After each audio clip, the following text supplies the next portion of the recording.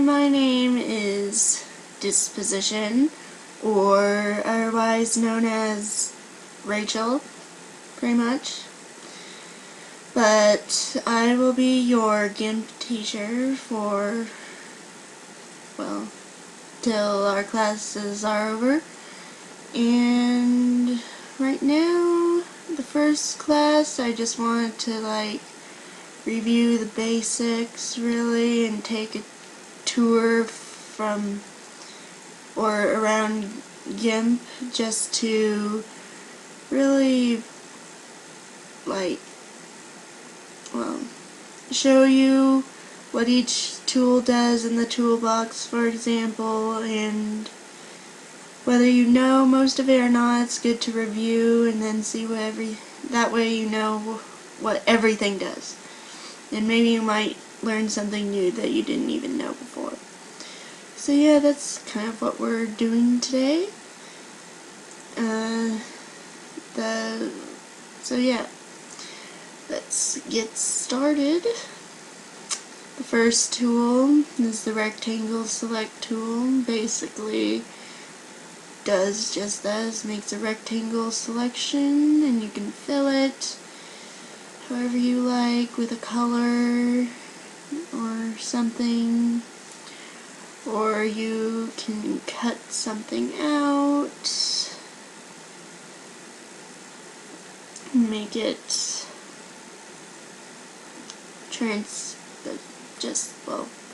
cut stuff out. So yeah, basically that's what that does. To get rid of the selection, you just go to select and then none, and then it gets rid of it. So yeah, that's how that is so far.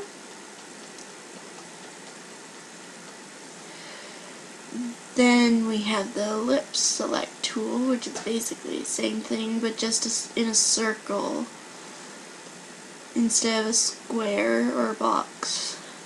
Basically does the same exact thing, but in a circle. So yeah, that is what that does. See? Yep. Right.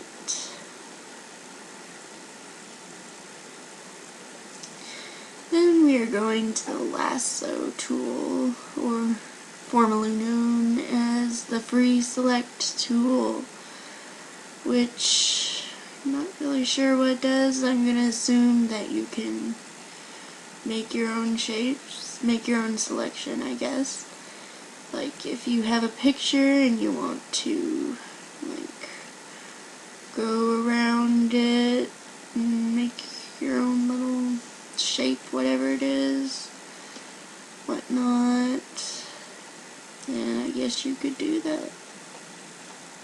I personally don't use this tool, so wouldn't pay too much to it unless you really want to make your own shapes and whatnot. The fuzzy select tool is our next one. Basically, stop moving. But yeah, the fuzzy select tool basically makes a selection around whatever, like that kind of a specific area. It makes a selection. So that's how that works.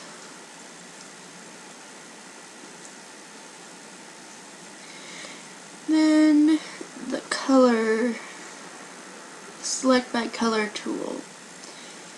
It's basically the same sort of, but it selects a specific color. Like it's at this moment selecting the darker colors of this red in the hair, and then some darker-ish areas in the skin that kind of match. So that's what the select by color tool does. Scissors basically does just that.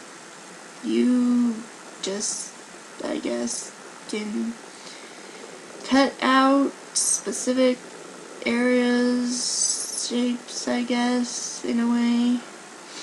It's basically all I know what to do with it. I don't use it, so this, I have no idea what it does. I've tried it, and so far that's what it does. I am not experienced with the foreground select tool, so if you feel the need to experiment more with it, then I guess you can, but that's basically what I'm seeing that it does. So yeah. And then the paths tool. The paths tool is, you can just make specific paths that you like. I like to use this tool a lot. You can shape it to an avatar or this image, and you can cut off areas that you like, or you can add in parts and make things rounder, just kind of whatever you really feel like doing, you can do with the paths tool, because it's more of a custom thing. But yeah, the color picker is the next one. It basically does just that. It picks a color, and then it ends up in the foreground box right here as your current color that you can use. So that's that. Zooming does basically just that. You click it and it gets bigger and bigger and bigger and bigger. Or you click the zoom out and get smaller, smaller, smaller, smaller until you can't see it. So that is basically what the zoom tool does, but I just go down here and do one of these because it just seems easier, and I have access to it and I know where it is. Yeah. This basically is, well, the measure tool. I don't use it, but you can. If you want to be really precise, it will show an exact distance of a specific area, and it'll show down here in this area.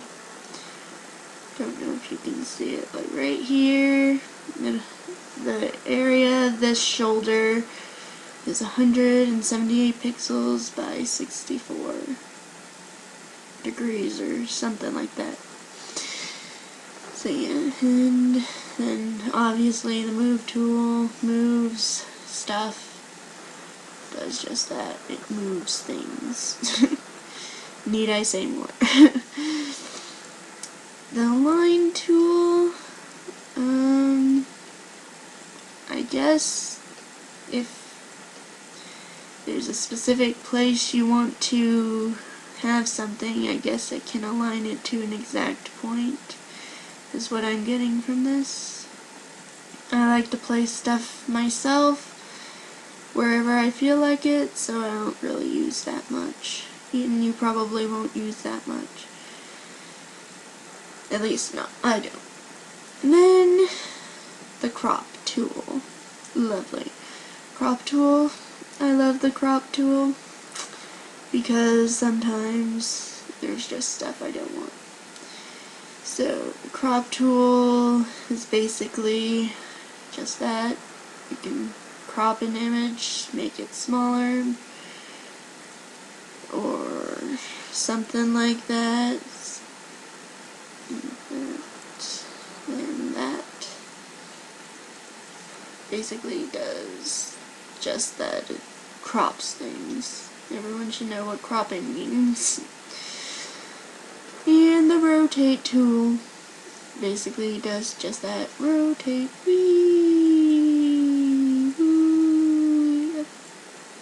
That's what it does. And the scale tool makes stuff bigger or smaller or bigger, smaller, whatever you feel like. It's basically how you'll resize your screenshots or backgrounds or anything, so you'll be using this quite a lot in the beginning of your edits. The shear tool, it basically, well, do this. So let's say I'll make a little square here, and shear tool, you basically can just like, it basically just like stretches things out diagonally, makes it a little bigger possibly, or smaller in a diagonal kind of form. It's basically how that is. Then the perspective tool, basically can stretch out stuff like that, basically. Then the flip tool basically is a flip. You flip stuff. Need I say more about flipping? Yeah, flip, flip, flip. Anyway. Alright, so then there's the text tool. Just text, whatever. Then over here is where you'll choose your font and whatnot. Then the bucket fill tool fills in areas basically. Gradient tool does like stuff like that. Blends and whatnot. You can make it transparent even, so do whatever. And there's other options like that and that that you can do. The pencil tool, it's basically like the paintbrush but does a harder, more pixelated edge. Then obviously the brush tool, I use this a lot for mostly everything, very important. Then the erase tool obviously erases stuff. Need I say more? And then the airbrush tool, it's basically just a little tool like the brush and pencil tool, but is softer and does more of an airbrushed look. Then the ink tool, you can make strokes in specific shapes if you like. This is square and diamond, whatnot. Then the clone tool, basically just clone stuff. You hit control and you can clone whatever you feel like. Whatever you clicked on, you can clone. Then the heal tool is just used for like, I don't know, healing stuff. I'll probably get into that more later because it's a little hard to explain. Not sure what this one does, so I'm not even going to bother with it. This just makes stuff like sharper or blurs it a little bit. That's good for blending. Then like smudging. And this makes stuff brighter or more enhanced. So yeah.